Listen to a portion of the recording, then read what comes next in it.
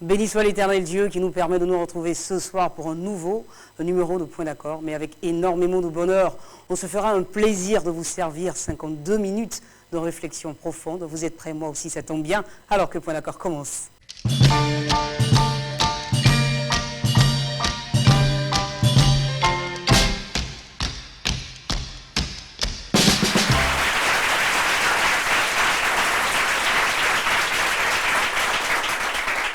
Alors, Pasteur Adebayo, plus besoin de vous dire que ça me fait plaisir de chaque fois vous revoir sur mon plateau, parce que je vous sais très pointueux dans vos analyses.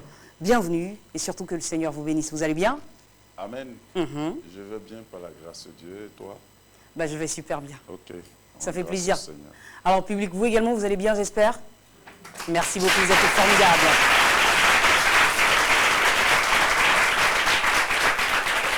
Alors, Pasteur Adebayo, on ne va pas changer les choses en tout cas. On reçoit toujours, vous le savez, le principe de l'émission, de recevoir toujours donc une personne ici qui occupera forcément l'un de ses sièges pour nous partager son histoire.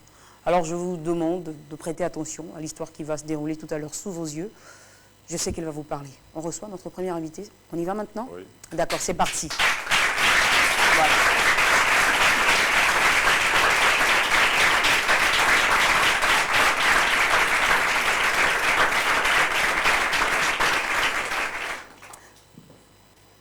Voilà. Voilà, tu vas te mettre là. Je préfère. Bonsoir. Bonsoir. Ça va bien? Très bien. Vous êtes radieuse, vous êtes rayonnante. Ça nous fait plaisir de vous recevoir sur ce plateau. Alors, je vous présente rapidement. Vous êtes Anne Merveille Dikassa. Vous avez 30 ans. Vous travaillez dans l'industrie du textile et ce soir également, vous avez quelque chose de très, très, très important à partager avec nous.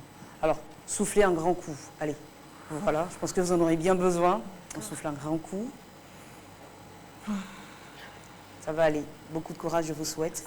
Et on va rentrer dans votre univers, forcer un tout petit peu les portes de votre passé pour savoir ce qui s'est passé dans votre vie il y a de cela quelques années en arrière. Qu'est-ce que vous êtes venue nous dire ce soir, Anne Merveille? Merci, madame. Bonsoir, public.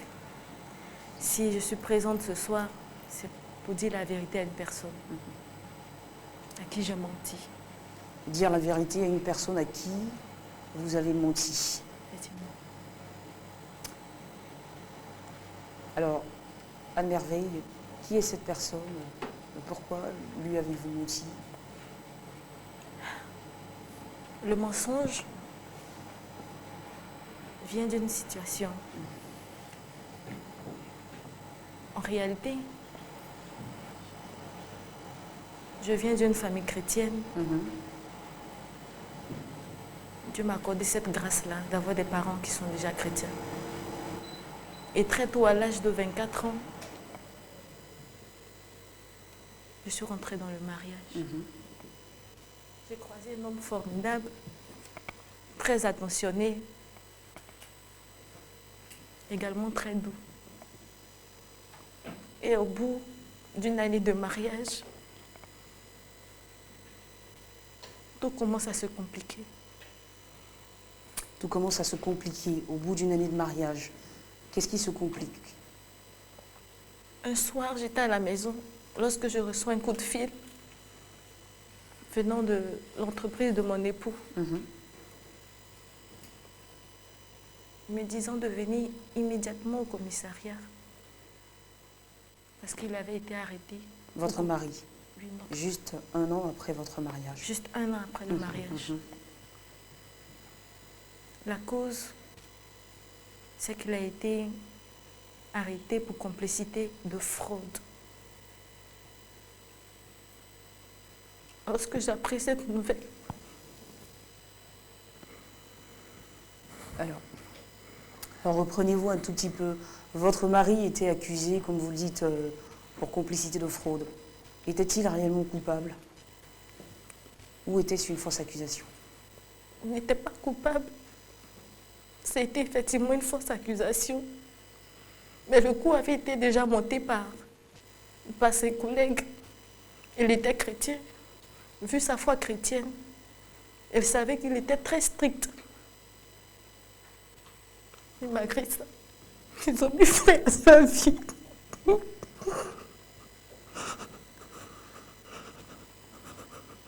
Alors, ça veut dire que vous êtes mariés en fait depuis 6 ans et juste 1 an après votre mariage, votre mari se fait emprisonner injustement.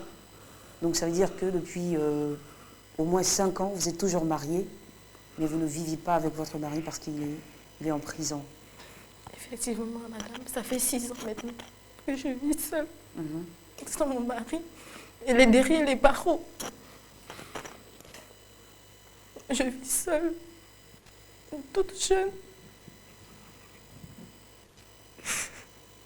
Alors, comment vous avez vécu cette situation? Qu'est-ce qui s'est passé ensuite? Après que votre mari a été emprisonné, votre vie finalement, comment est-ce que vous avez réussi donc à poursuivre solitairement ce chemin? Qu'est-ce que vous avez fait par la suite? Je vous avoue que dans les débuts, Ça n'a pas dû être facile. c'était très compliqué. Il a commencé à m'habituer à une vie ensemble. On se baladait ensemble, on mangeait ensemble, on se promenait ensemble. J'avais seulement 24 ans. Et vraiment vivre 6 années sans lui. Je n'ai jamais imaginé cette vie. Mais je me retrouve seule.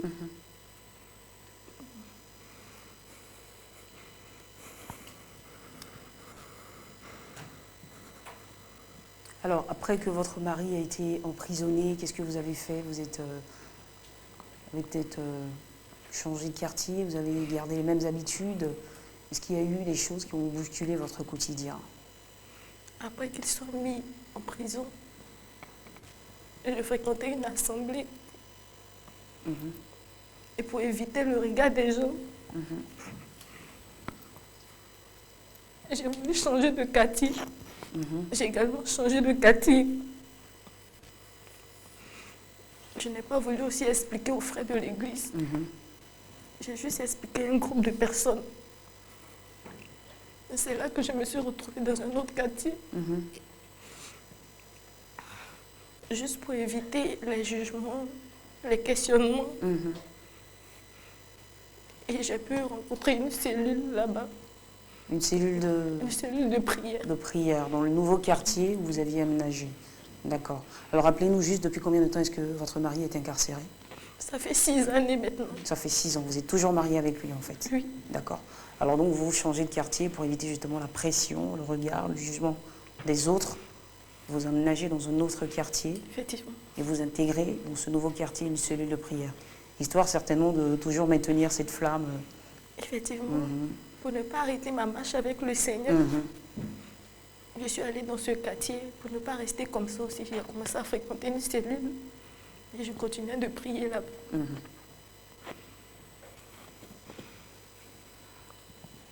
Alors, ça veut dire que si vous êtes sur ce plateau et que votre mari se trouve en prison, cela voudrait dire que ce n'est pas lui que vous convoquez ce soir. Qui est donc cette personne que vous convoquez? Et quelles sont les circonstances dans lesquelles vos chemins se croisent? Effectivement, ce n'est pas mon époux que je convoque. Je convoque une personne du nom de Parker. De Parker? De Parker. D'accord. J'ai croisé cette personne-là dans la cellule où j'ai commencé à fréquenter. Bien vrai que dans les débuts, je ne connaissais pas l'assemblée. Dès qu'on finissait le culte, je rentrais chez moi tout rapidement. Et il a commencé à échanger avec moi. Mais en réalité, je ne lui ai pas dit que j'étais mariée. D'accord. Alors je suppose qu'effectivement, si vous avez fait connaissance, il a cherché à en savoir davantage sur vous. Est-ce que vous lui parliez de vous? Effectivement, à chaque fois, il voulait savoir, il voulait connaître mon pasteur, il voulait connaître mes parents, mon église, mais je trouvais toujours des excuses. Il me disait également qu'il voulait me présenter à sa famille, à son pasteur. Mais connaissant ma situation, je refusais à chaque fois. Alors donc ce jeune homme en question, Parker, que vous rencontrez donc à la cellule de prière, à quel moment est-ce que vous avez su qu'il était intéressé par vous? À quel moment est-ce qu'il vous a fait sa déclaration d'amour, des choses comme ça? En réalité, il n'a pas fait de déclaration.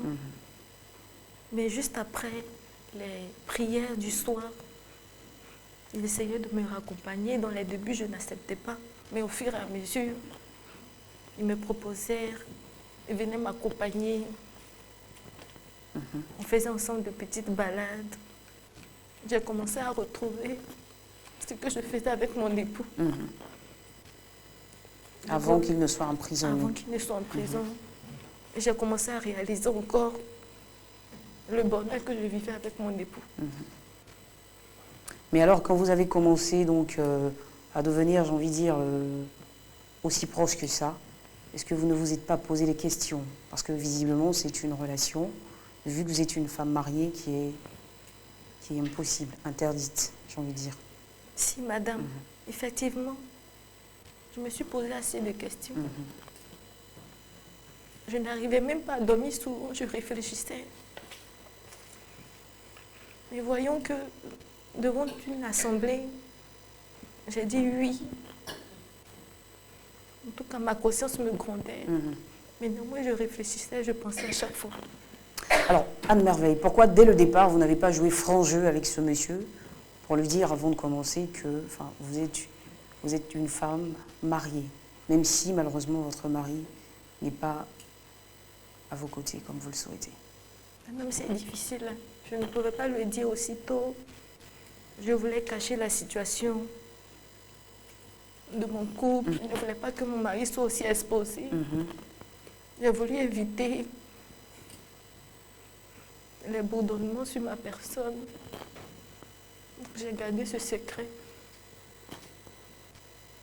Et je suis restée comme ça dans tout un silence. Alors si je vous suis bien dans votre histoire, c'est-à-dire qu'en réalité, il y a encore rien eu entre vous et Parker? Il n'y a rien. Rien du tout. Seulement que vous sentez en tant que femme qu'il y a peut-être de l'intérêt que ce monsieur manifeste pour vous. Effectivement. D'accord. Alors ce que je veux savoir, dites-moi Anne Merveille, est-ce que votre mari, qui est en prison, je suppose que vous visitez régulièrement, est-ce que vous lui avez déjà parlé de cette situation finalement un peu complexe qui est en train de naître? Pas encore, madame.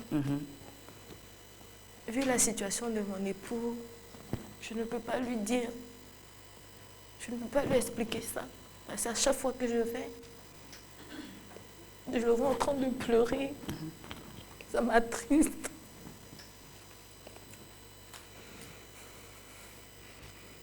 Alors jusque-là, votre mari a déjà passé 6 années de sa vie en prison. Son jugement a-t-il déjà été prononcé ou pas? Ce qui me fait le plus mal, ça fait maintenant 6 ans. Mais ils n'ont pas encore prononcé de jugement. C'est comme s'il a passé 6 années gratuitement.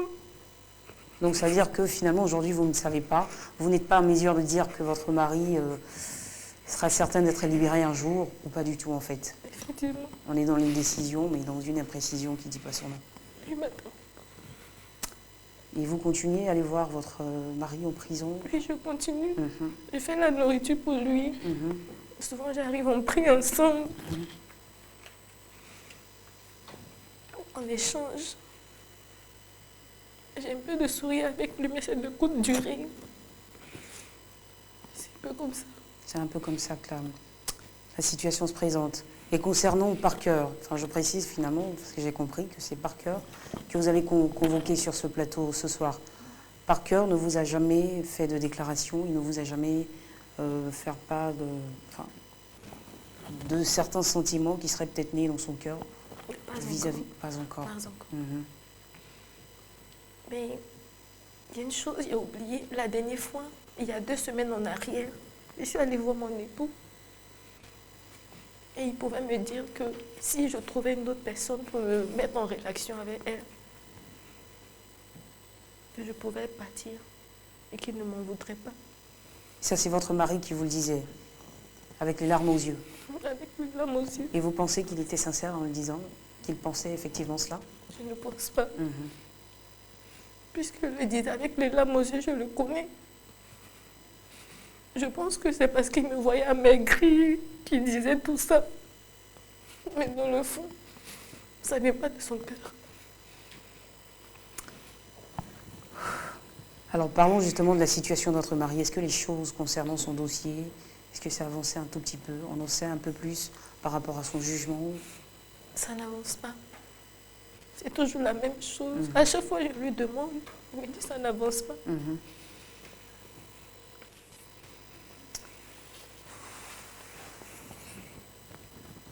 Alors beaucoup de courage, hein, madame, beaucoup de courage. Donc ça veut dire qu'avec ce Parker, vous vous sentiez revivre en fait. Revivre, vous retrouviez donc Oui, madame. votre vie d'il y a peut-être 5 ans en arrière avec votre mari. Effectivement. Et vous n'avez pas envie de rompre ce rêve-là. C'est peut-être pour ça aussi que vous avez préféré ne rien dire tout de suite à Parker sur votre réelle situation matrimoniale. D'accord. On aura l'occasion d'en parler tout à l'heure avec le pasteur Adebayo. Mais poursuivons votre histoire. Alors, avant de savoir hein, si vous aimez toujours votre mari, j'aimerais bien savoir ce que vous allez dire à Parker tout à l'heure.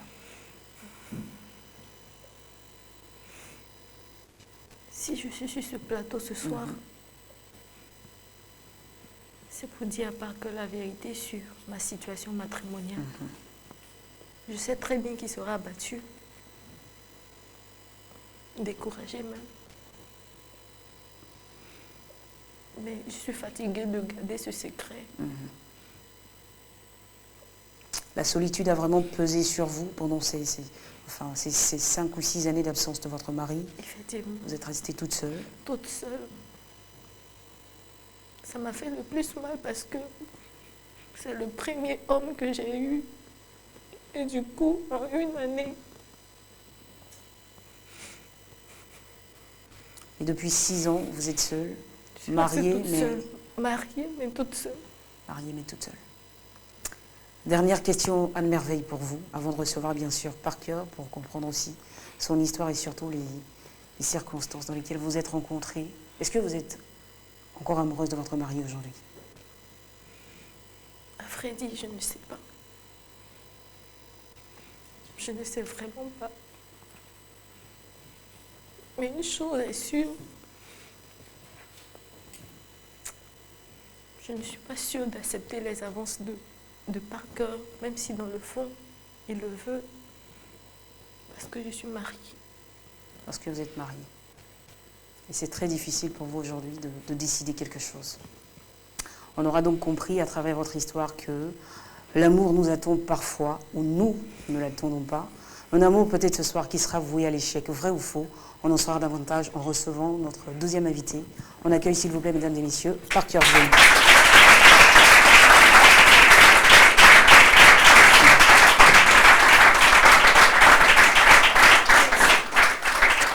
Bonsoir. Bonsoir. Parker. Oui, Parker. On peut s'asseoir? Merci. D'accord. Je l'aurais fait avec vous, mais malheureusement, j'ai pas de siège, donc Ok. je reste debout. Ça peut aller? Ça va. D'accord. Alors, Parker, j'aime bien votre tenue, ça vous va ravir. Merci bien. D'accord. On va essayer de faire connaissance avec vous. Parker, vous avez 33 ans. Oui. Et vous êtes avec nous, enfin, vous répondez donc à la convocation. Je précise que vous travaillez également dans le textile. Effectivement. Ça se voit. Et vous répondez donc à la convocation de votre amie, de votre sœur en Christ, aussi votre confidente. C'est juste? C'est juste, c'est tellement bien dit que je préfère ne plus rien ajouter. En fait, il faut dire que Anne Merveille, j'aime l'appeler Merveille parce qu'elle est tout simplement merveilleuse. Elle est d'abord, sinon elle a été une sœur en Christ, une amie. Et au-delà de tout, c'est une confidente. C'est une confidente. Et je suis plus que heureux, je suis très heureux de l'avoir rencontrée. De l'avoir rencontrée. Oui. Bah justement, en parlant de rencontre, quelles sont les circonstances qui ont favorisé votre rencontre avec Anne Merveille? C'est quelque chose de tellement intéressant et j'aime me rappeler cet événement spécial. Il faut dire que tout a commencé alors que je fréquentais une cellule de prière qui n'était pas loin de mon lieu d'habitation. 2 années durant, j'étais dans cette cellule de prière. Et voilà qu'un soir, nous recevons la visite d'une sœur en Christ. Tout de suite, après la prière, nous l'avons approchée et nous l'avons exhortée de rester avec nous dans la cellule de prière. Elle y est restée une première fois, une deuxième fois, et petit à petit, jusqu'à ce qu'elle reste définitivement au sein de cette cellule. Voilà. Et depuis ces jours-là d'ailleurs, elle n'est plus partie, elle est restée avec nous. Elle n'est plus partie. Alors comment Anne Merveille, qui au départ n'était juste une sœur en Christ pour vous, a finalement passé ce cap-là pour devenir la confidente qu'elle est aujourd'hui dans votre vie? Écoutez, madame, je veux dire, c'est plus fort que moi. Parce que j'ai pas compris les circonstances dans lesquelles ces événements se sont déroulés jusqu'à ce qu'on soit là. Mais ce que je retiens, c'est que Merveille, elle est apparue, elle a débarqué dans notre cellule. Elle a tout de suite attiré l'attention des uns et des autres. Par quoi? Par son calme. C'est quelqu'un de très calme, respectueuse. Et surtout, l'élément important, c'est sa piété. Elle craint le Seigneur. Et la crainte de Dieu qu'elle a fait que on n'a pas forcément besoin de lui dire quand on est dans la maison de Dieu, voilà ce qu'il faut faire, voilà ce qu'il faut faire. Elle le sait déjà. Et donc c'est en fait toutes ces choses-là, mises ensemble l'une dans l'autre, qui ont finalement, j'ai envie de dire, créé cette connexion. Oui, il y a eu ça, mais j'aimerais ajouter que, par exemple, à la fin des cultes, par exemple, des temps de prière, voilà, des temps de prière, elle était la première à rentrer à la maison. Je ne sais pas pourquoi. Et j'ai été cette personne-là qui cherchait à la raccompagner toutes les fois à la maison. Il faut dire qu'au début, ça n'a pas été facile parce qu'elle n'a pas tout de suite accepté. Elle a opposé des refus. J'ai persévéré. Et les fois où elle a accepté, quand on faisait chemin ensemble, on discutait, on parlait fraternellement. Vos conversations, justement, je vais marquer un arrêt. Vos conversations portaient, enfin vos échanges portaient essentiellement sur quoi? En tant que chrétien, il faut dire que nos échanges portaient dans un premier temps sur les choses de Dieu, sur la parole de Dieu, bien évidemment. On se fortifiait les uns les autres. Voilà. Mais ce qui était intéressant avec Merveille, c'est une personne attentionnée. Et j'ai décidé de faire de Merveille ma confidente. Et c'est en cela que je lui parlais de mes projets, de tous les sujets de prière importants me concernant. J'approchais Merveille et je lui en parlais. Et est-ce qu'elle en faisait de même avec vous? Est-ce qu'elle vous partageait, elle, de son côté aussi, ces sujets de prière? Il faut dire, madame, ça a été, je veux dire, le pincement au cœur que j'ai eu. Parce que, contrairement à ce que je faisais, Merveille avait du mal à me confier ces sujets de prière. Elle avançait comme argument, par exemple, que elle avait une relation, elle était en prière avec Dieu, voilà, donc elle ne pouvait pas forcément parler de ces sujets de prière. Mais il faut le dire, en réalité, ça me froissait. Voilà, au point où je me suis dit, tiens, quelqu'un à qui je dis tout, si la personne refuse de me faire partager ces sujets de prière, peut-être qu'elle me cache des choses. Voilà. Vous êtes-vous une fois rendu dans l'église de Anne Merveille? Parce qu'elle est chrétienne, vous l'avez dit, donc est-ce que vous avez eu l'occasion de visiter son assemblée, sa communauté, de connaître un peu Bon, j'ai pas eu l'occasion de visiter l'église de Anne Merveille. Mais c'est pas l'envie qui vous a manqué? Non, l'envie était, sauf que mon amie ne voulait pas. Ou disons, elle me disait, bon, écoute pas que je veux que ce soit à l'occasion d'une journée festive, par exemple, que tu viennes dans mon assemblée ou à l'occasion d'une journée spéciale dédiée aux femmes. Mais en même temps qu'elle me disait cela, comme je l'ai dit, j'avais des douleurs, mais je suis arrivé à prendre mon mal en patience. Parce qu'au-delà de tout, Merveille, comme son nom l'indique, elle est merveilleuse. Elle est douce. Elle est sublime. Elle est attentionnée. Et je dis comme ça que si elle était mariée, elle ferait une épouse parfaite et merveilleuse. Ça tombe bien que vous parliez justement de la question du mariage. Quelle est la situation matrimoniale de Anne Merveille, vu qu'elle est votre confidente? Écoutez, madame, je m'empresse tout de suite de répondre pour dire que mais, ça se voit. Je vais dire, il n'y a pas d'anneau dans le doigt de Merveille. Ce qui veut simplement dire qu'elle n'est pas mariée, donc elle est célibataire. Mais en plus, si elle était, je l'aurais su. Parce que tout simplement, il faut dire que quand on vit en couple, il y a forcément des signaux qui font qu'on va savoir que cette personne-là est en couple. Donc je l'aurais su. Et je peux vous dire que Merveille n'est pas mariée, elle est célibataire. Elle n'est pas mariée, elle est célibataire. Alors je précise en tout cas, votre histoire est très belle, hein, ça je le dis. Elle est très très belle. On prend du plaisir à vous écouter parler de la sublime, de la merveilleuse, de la ravissante. Anne Merveille. Alors je pense que l'heure de vérité a sonné. Hein. Voilà. Si vous êtes sur ce plateau, c'est évidemment parce que Anne Merveille a demandé à ce que vous soyez là. Qu'est-ce qu'elle a à vous dire? On va l'apprendre en même temps que vous, je précise. Alors Anne Merveille, par cœur, Diomo est juste à côté de toi. Il est prêt à entendre ce pourquoi tu l'as fait venir sur ce plateau. D'accord, madame. Écoutez-moi, madame, permettez que je saisisse cette opportunité pour dire quelque chose de très important à Merveille. Je vous écoute. Je pense que si je ne le fais pas maintenant, j'aurais plus le courage et la force de le faire. Mais enfin, je précise que c'est Merveille en fait qui vous convoque. Oui, je comprends. L'occasion y est, donc je vais essayer vous allez en profiter. Justement. D'accord, pour vous, on fera cette petite exception. Merci bien.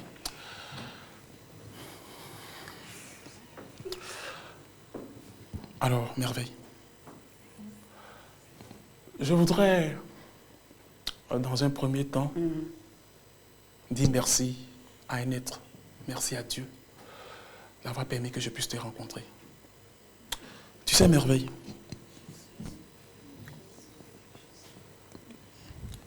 comme ton nom l'indique, tu es une personne merveilleuse.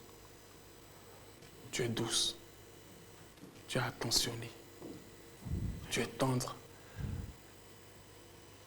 Voilà pourquoi j'ai décidé de faire de toi ma confidente. Et à côté de tout ça, je n'ai pas hésité à te parler de tous les sujets de prière me concernant. Aujourd'hui, Merveille, je veux prendre ce public à témoin. Et vous également, madame, à témoin. Pour te dire quelque chose que j'aurais dû faire depuis très longtemps. Madame, s'il vous plaît, j'aimerais que vous puissiez me jouer une mélodie. La mélodie de Solomon. Bon, là, je pense que je vais peut-être demander à la régie si c'est possible d'avoir ce son. D'accord. 2 petites minutes, le temps qu'ils essaient de chercher. Alors, on me fait savoir qu'on n'a pas cette chanson, mais on a plutôt une chanson de Ada. D'accord. On pourra y aller avec? On pourra y aller. D'accord, donc c'est pour vous. C'est bon, la régie, vous pouvez y aller. Merveille. Je veux que tu écoutes cette mélodie que je te dédie devant tout ce public et devant tous ceux qui nous regardent. Merveille. Tu as réussi à convaincre mon cœur. Et je t'aime, Merveille. Merveille. Je veux partager le reste de ma vie avec toi. Acceptes-tu d'être mon épouse, Merveille? Merveille. C'est quelque chose, Merveille. Non!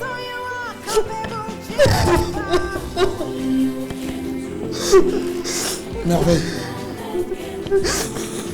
C'est pour toi que j'ai apporté cette fleur, Merveille. S'il te plaît, Merveille. Tu sais, écoute-moi, Merveille.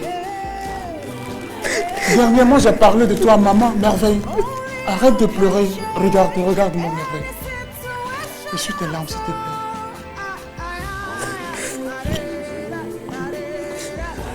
Tu sais, la dernière fois, j'ai parlé de toi avec maman.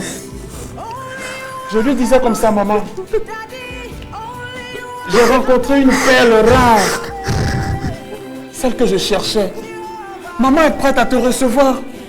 Mes soeurs sont également prêtes à te recevoir, merveille. Et à te faire de belles coiffes encore.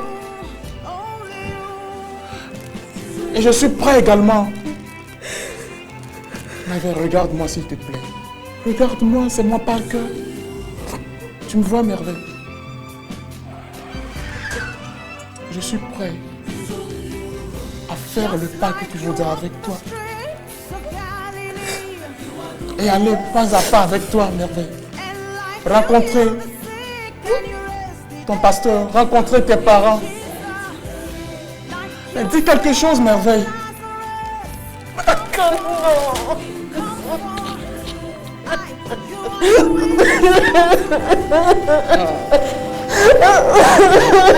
Allez, on va s'asseoir, je sais que c'est pas facile. Merveille.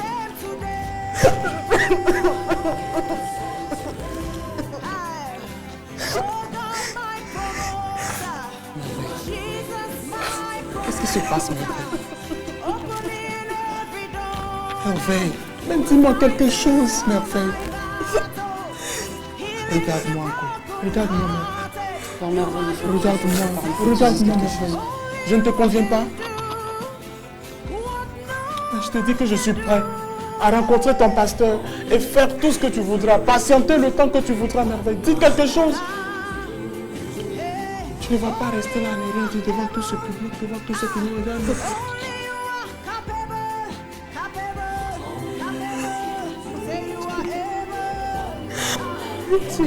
Dis quelque chose, merveille. Dis quelque chose. Je veux entendre quelque chose, merveille. Je suis mariée. Pardon?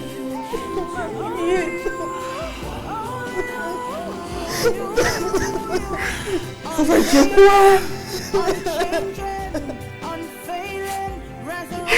Dites-moi que je rêve, madame, dites-moi que je rêve, s'il vous plaît. Dites-moi que je rêve, merveille.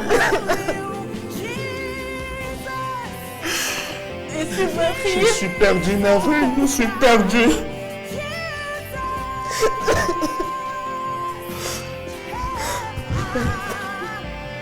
Qu'est-ce que tu fais de tout ce qu'on a ensemble? Pourquoi c'est maintenant que tu me le dis, merveille? Qu'est-ce que je vais devenir, merveille? Mais non, merveille! Non! Oh, merveille, tu vas m'humilier devant tout le monde comme ça, merveille? Non. Tu ne peux pas me dire que tu es mariée, merveille. Tu ne peux pas me le dire, merveille. Merveille. Je suis mariée. Merveille. C'est beau, parfait. On va t'asseoir tout doucement, je sais que c'est pas facile.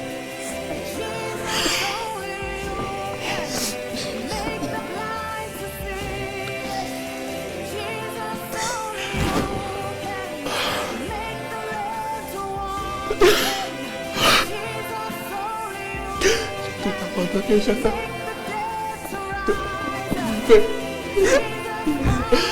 L'amour que je ressentais pour toi, merveille.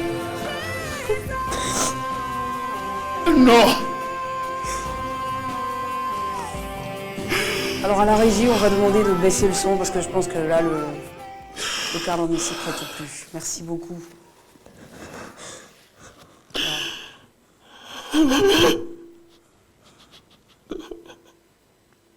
Non. C'est incroyable, c'est incroyable. Dites-moi que je rêve. Dites-moi que je rêve, dites-moi que je rêve. Non. Je ne peux pas le croire, merveille. S'il te plaît, redis-le-moi encore, merveille. Je suis mariée. Ça fait maintenant 6 ans que mon époux est en prison. 6 années. Tu ne me dis rien. Et tu trouves l'occasion devant tout ce monde de venir me le dire. Qu'est-ce que je vais faire? Moi qui avais parlé de toi à maman, qui était prête à te recevoir. J'avais parlé de toi à mes soeurs, tout le monde était prêt, tout le monde à la maison. te connais de nom parce que j'ai parlé de toi. On ne voulait simplement qu'associer ton beau visage au nom. Mais enfin... Allez, Parker, allez, asseyez-vous, rasseyez-vous. Pasteur, bonsoir. Vous allez bien? D'accord, je précise que vous êtes de l'église des Assemblées de Dieu de Port-Bouivridy et vous nous visitez, ça nous fait plaisir en tout cas de vous avoir. Alors là, on assiste donc à une situation qui est assez triste et très douloureuse. Est-ce que vous avez la force pour donner des mots, pour dire quelque chose? Moi, j'avoue, j'en ai plus, quoi. J'en ai plus. Merci bien, madame. Je suis très touché par cette situation. Mais en tant que pasteur, je voudrais être assez objectif parce que ce que nous venons de voir nous montre un peu la réalité dans nos assemblées en ces temps de la fin. Et pour moi, je pense qu'en tant que chrétien, et c'est surtout ce message que j'ai toujours véhiculé aux fidèles que j'ai la grâce de diriger, soyons vrais avec Dieu. Je commence d'abord par notre frère, Parker. Dans tout ce qu'il a exprimé depuis le début, je voudrais dire depuis le temps où Madame Anne Merveille a commencé à fréquenter leur cellule, il n'a pas montré qu'il associait Dieu à sa recherche d'une épouse. Et ça, c'est dommage. Mais c'est la réalité dans nos assemblées aujourd'hui. Je pense que Dieu, il est suffisamment bon pour nous au point de nous laisser tremper dans une erreur jusqu'à ce point. Ça, c'est la première des choses. Alors, je profite pour dire que nos chrétiens comprennent que le mariage est une institution divine. Et de ce fait, Dieu ne peut pas nous laisser nous tromper de cette manière-là. Je vais du côté de Anne Merveille maintenant. Je reviens toujours sur, pour moi, l'élément d'être vrai avec Dieu. Je pense qu'en tant que chrétienne, nous pouvons connaître toutes sortes de situations parce que nous sommes dans ce monde, bien que nous ne soyons pas du monde. Nous pouvons connaître toutes sortes de situations. Mais quand ces situations arrivent, nous prions Dieu. Mais la première personne vers qui nous devons nous tourner, c'est l'homme de Dieu, le pasteur de l'assemblée, et même vers les frères et sœurs, pour que cela soit un sujet de prière. Un sujet de prière. Je pense que dans la Bible, il y a les faits de certains hommes qui ont été en prison. L'Église a prié. Le Seigneur est intervenu. Elle l'a dit, son mari a été jeté injustement en prison. Raison de plus pour que le Seigneur intervienne par ses prières, par les prières des hommes de Dieu, par les prières des frères et sœurs. Mais en quittant son assemblée, en quittant son quartier, là, elle n'était plus dans le vrai. Parce que son désir, c'était de chercher à se cacher pour ne pas qu'on puisse lui redemander continuellement ce qui s'est passé, tout cela. Et quand elle arrive dans cette cellule, elle n'est pas capable de montrer son identité. Le mariage, il est sacré. D'ailleurs, le Seigneur nous le dit, que l'homme ne sépare pas ce que Dieu a joint. Le fait que l'homme soit en prison ne veut pas dire qu'elle a le droit de se séparer de lui, même s'il ne s'est rien passé entre elle et le frère, mais déjà, elle lui a donné l'occasion, elle lui a donné cette opportunité-là de pouvoir rêver, si je puis m'exprimer ainsi. Alors qu'elle devrait affirmer dès le départ, je suis mariée, voici la situation dans laquelle je suis, j'ai besoin de prière, homme de Dieu, soutenez-moi, frères et sœurs, soutenez-moi. Et c'est ce qui manque à nos chrétiens aujourd'hui. Soyons donc vrais avec Dieu. Ça Tout pourra nous simplement. éviter beaucoup de choses. Pasteur Adebayo, vous aussi, je sais que vous avez forcément beaucoup de choses à nous dire. Bonsoir. Le pasteur, Je bonsoir. vous Bonsoir, resalue, Claudia. voilà. Bonsoir. Le pasteur a si bien parlé que je n'ai plus envie de parler. Mais il le faut pourtant.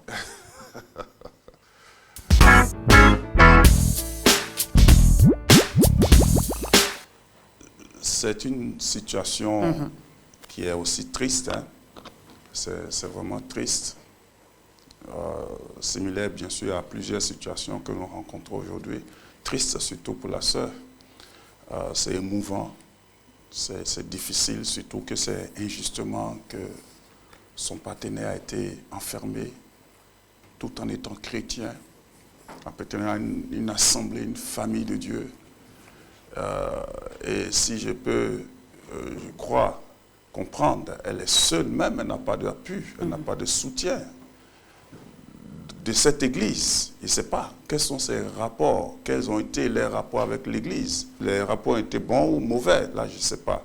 Pour qu'elle puisse se sentir tellement seule et craindre d'être humiliée, d'être tout le temps l'objet de causeries entre les chrétiens pour s'éloigner. Vous voyez, alors donc c'est vraiment dommage. C'est beaucoup plus son quartier en fait c'est de son quartier qu'elle s'est éloignée, mais je pense qu'elle fréquentait toujours sa communauté.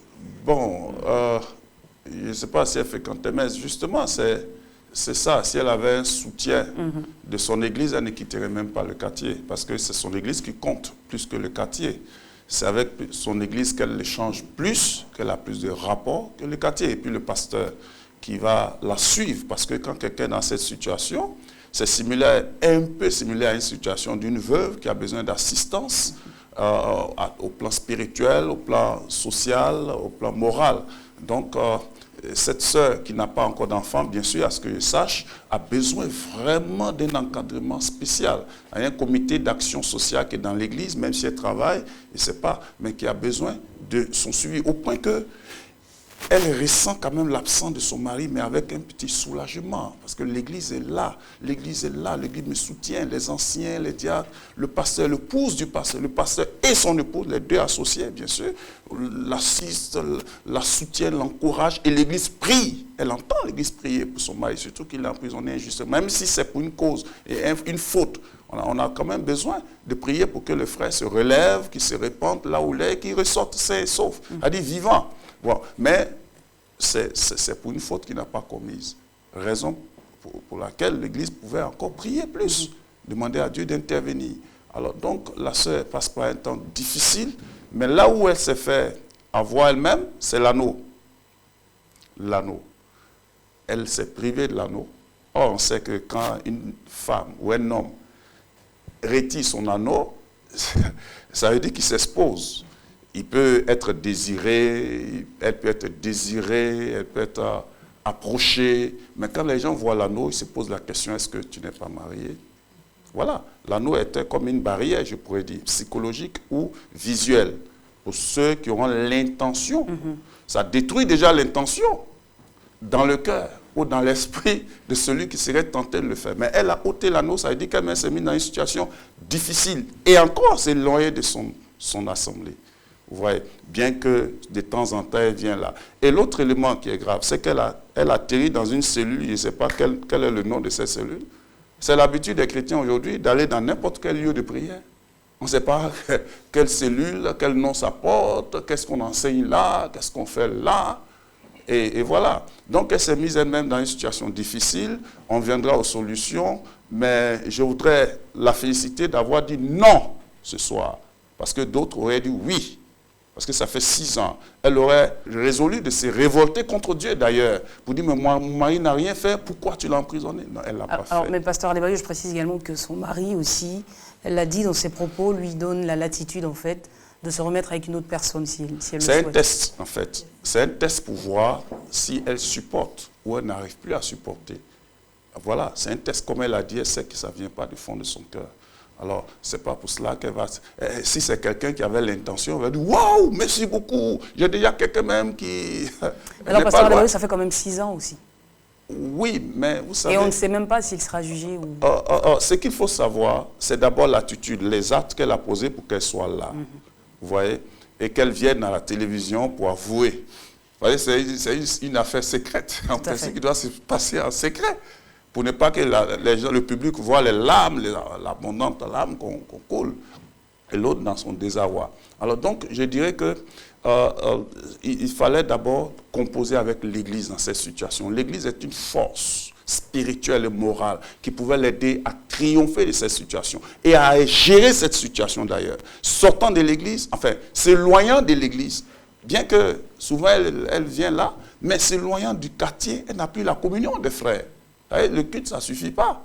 Et même les réunions du soir, c'est même qu'elle n'y va pas. Alors donc, j'ai dit que l'Église devait être pour elle un contexte de consolation, un moyen un soutien moral et spirituel qui allait l'aider à triompher de cette situation. Maintenant, pour juger qu'est-ce qu'elle doit faire, répondre à la solution, qu'est-ce qu'elle doit faire et tout ça, mais je vais te parler d'abord à Parker, ou Parfait, dit que quand on est chrétien, comme le pasteur Bou l'a dit, on bâtit son avenir sur le Seigneur.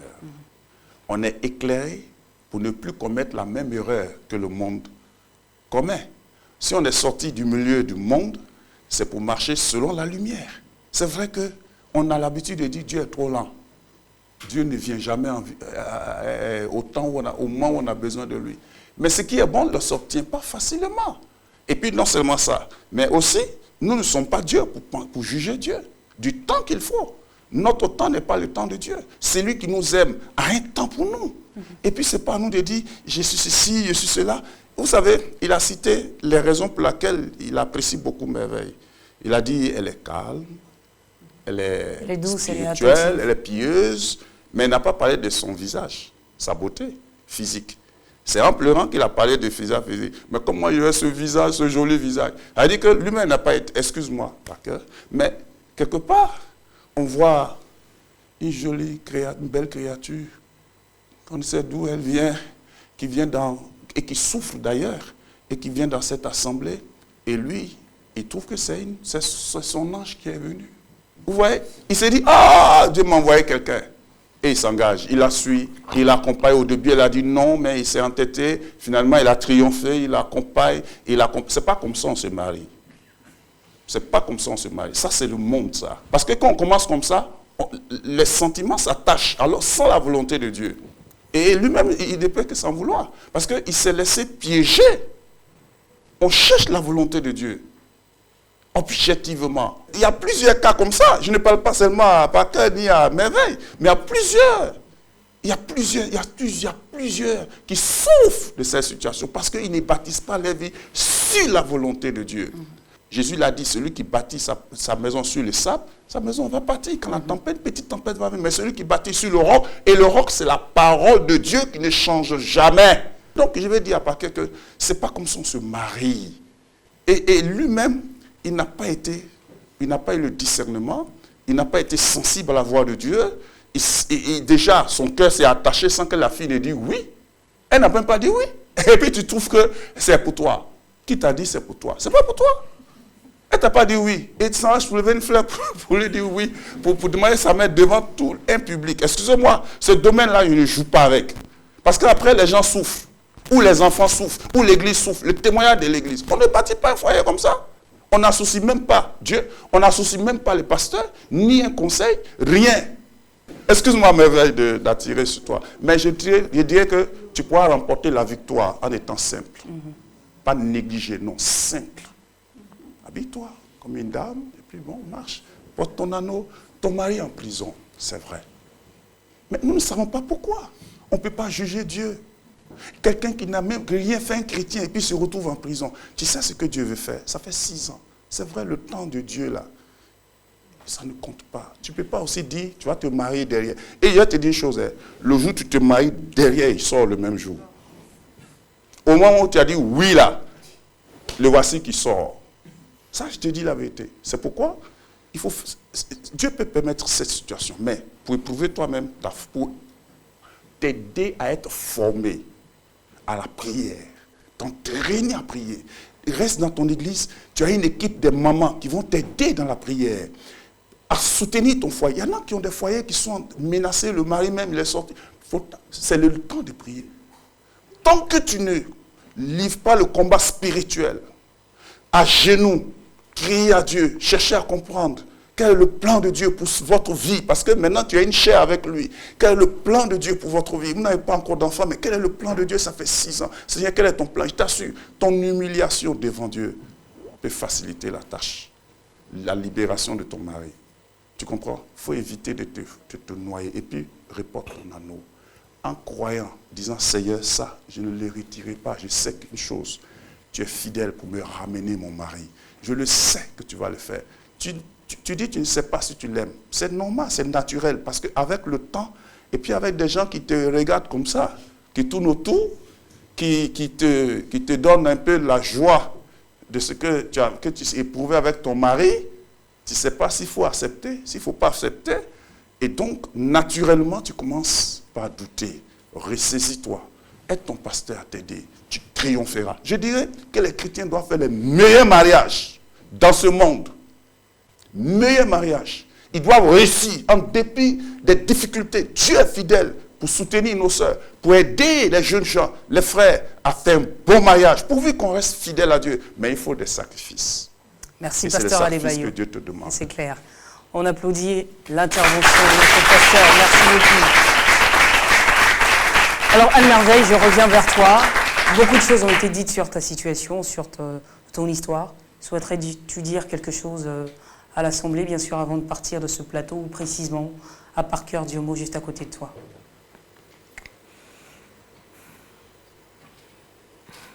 Je suis vraiment désolée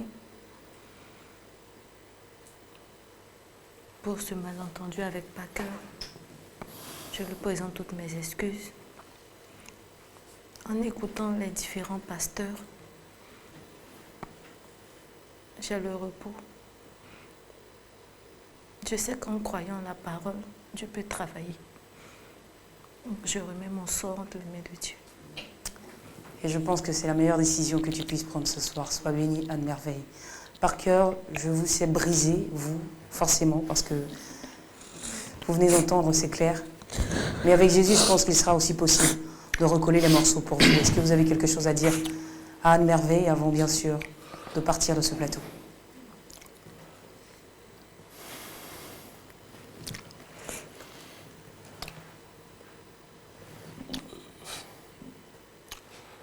Ce que je voudrais dire, dans un premier temps, je dirais profondément déçu de la tournure ou, si vous voulez, la finalité des événements. J'ai encore mal, mais je pense qu'en tant que chrétien, je ne devrais pas essayer de construire mon bonheur en m'appuyant sur le malheur d'autrui, sur le malheur des autres. Et je vais laisser Dieu faire ce miracle dans ma vie, confier le reste à Dieu. Et je sais qu'il pourra me permettre de repartir de plus belle. Je confie toi à Dieu, je m'abandonne entre les mains de Dieu. Merci beaucoup. Je pense que c'est également la meilleure décision que vous puissiez prendre ce soir. Pasteur Adebayo, un dernier mot, une petite prière pour eux. Nous allons prier pour eux et prier pour tous ceux aussi qui souffrent de cette traversent la même situation, voilà, c'est clair. Cette situation, parce que nous voulons l'Église du Seigneur forte, les mariages dignes et des mariages différents du monde pourri. Bien sûr. Où les gens disent, ce mari aujourd'hui est divorce demain, et qu'il ne soit plus ainsi parmi les chrétiens, les enfants de Dieu. Te bénissons notre Dieu pour ce cas et qui fait école et qui permet, Seigneur, d'éclairer plusieurs frères et sœurs. Et nous voulons te prier. Peut-être qu'il y a des foyers déjà qui sont en difficulté. Seigneur, à cause d'une situation de l'épouse, une attitude de l'épouse, une attitude de l'homme, une situation sociale de l'homme ou de la femme. Père, nous t'en supplions au nom de Jésus, interviens et donne-leur de se ressaisir et de comprendre que lorsqu'on est en Jésus, c'est Dieu qui gère notre vie. Ce n'est pas nous qui la gérons, ce n'est pas nous de décider. Je te confie, merveille, je te confie par cœur. Et je voudrais te prier de glorifier ton nom dans les vies. Seigneur, pour ceux qui sont venus ici pour que leur cas enseigne et sauve plusieurs, glorifie-toi dans les foyers chrétiens, sauve-les et que ton nom seul soit sanctifié. Seigneur, que les fiançailles soient dignes et que les chrétiens t'associent à les fiançailles. Et que ce ne soit pas eux qui décident, mais toi qui décides et qui soumettent les plans, les pensées à les pasteurs. Que ta paix soit avec tes enfants, avec ton église, avec tous ces foyers qui suivent cette émission au nom de Jésus. Amen. Amen.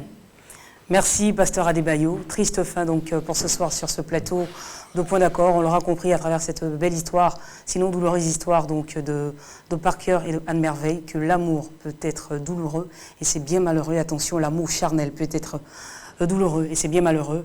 Accrochons donc nous à cet amour que Christ nous offre gratuitement et je pense que nous serons les plus heureux. C'est terminé pour Point d'accord pour ce soir, mais à la place de Anne Merveille, quel aura été votre choix? Le débat est ouvert et bien sûr peut se poursuivre chez vous. Bonsoir.